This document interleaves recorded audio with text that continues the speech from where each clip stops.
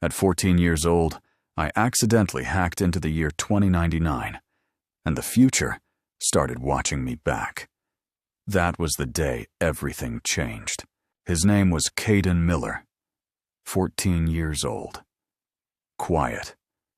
The kind of quiet that made teachers forget to call on him. He didn't have many friends.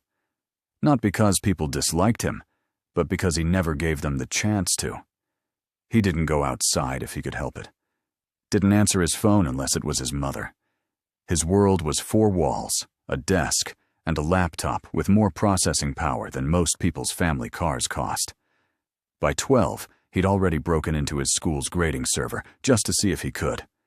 By 13, he was reverse engineering encryption protocols for fun, alone, at 2 a.m., while the rest of his street slept. Nobody knew. He never told anyone. Some part of him liked it that way. That night, the night that changed everything, started like any other. He was testing an old, obscure AI program he'd found buried in a forum thread, the kind of thread that gets deleted a few hours after it's posted. Most of what he tried never worked. He expected this to be the same. It wasn't. The screen froze. Not a normal freeze. No spinning wheel, no error sound. Just stillness. The cursor stopped blinking. Then, one line of text appeared. Slow, like it was being typed by something patient. Time feed access available. Kaden stared at it, read it twice. His first instinct was to close it. His second instinct, the one that had gotten him into trouble before, won. He clicked it. The laptop rebooted on its own. Fan spinning hard, louder than it should. The screen went white, then black, then resolved into the desktop again. Except something was wrong. The clock in the corner. September 18th, 2099. He blinked at it, certain it was a glitch, a prank, a corrupted system file. He reached for the date settings to fix it.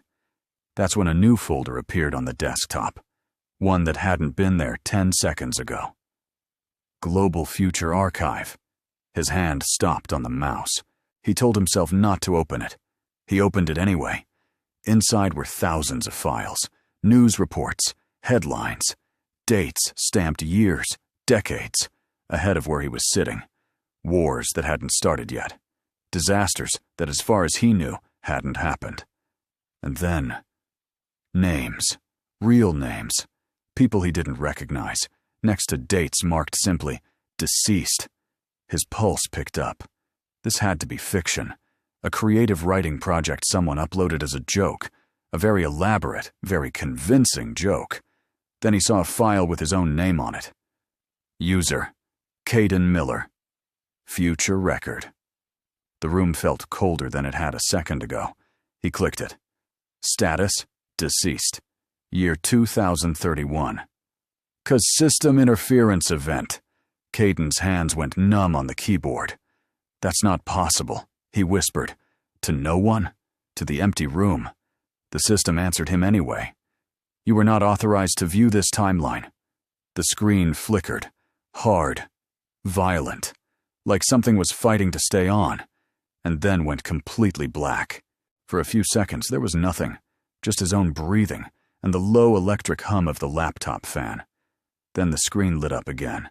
A video window. Live feed. The little red dot in the corner blinking. Recording. It was his room. Not this room. Same layout, same window, but older. The walls a different color. A version of his desk he'd never owned. And sitting in the chair was him. Older. Maybe 30. Pale, like he hadn't slept in days. Eyes locked somewhere just past the camera, in the exact way you look at someone when you already know what they're about to do. The older Kaden leaned toward the screen and said, quietly, like it cost him something to say it, "If you're watching this, disconnect now." Present-day Kaden didn't move. He should have closed the laptop right there. He knew that even then. But 13 years of what if doesn't switch off because you're scared.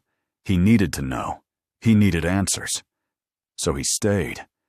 And that decision was the one the future had been waiting for. The message came fast, almost like a punishment for hesitating. Time correction initiated. Every device in the house turned on at once. His phone, face down on the desk, lit up and buzzed against the wood. Down the hall, the TV clicked on by itself, volume climbing. His mother's tablet, charging in the kitchen, chimed. All of them, every single screen in the house, showing the same 6 words. "We see you, Kaden." The bedroom lights flickered, stuttering in a rhythm that felt deliberate, like something testing how the electricity worked in this house, in this decade.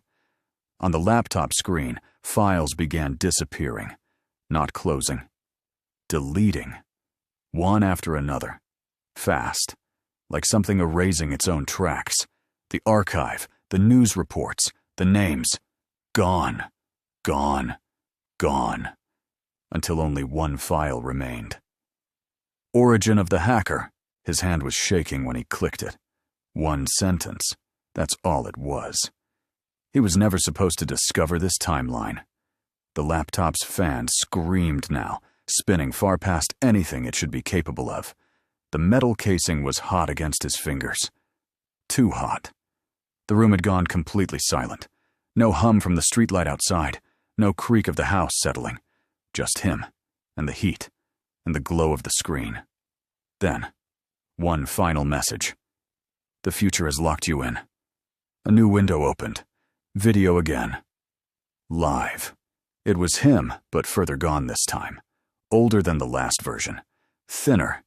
Sitting in a room with no other light source but the screen in front of him.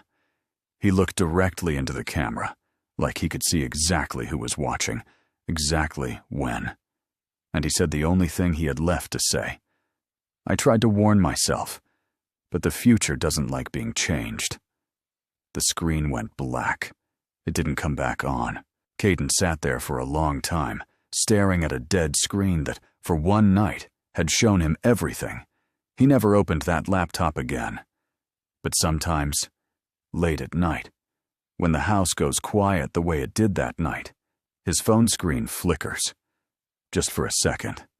Just long enough to wonder if it's watching back.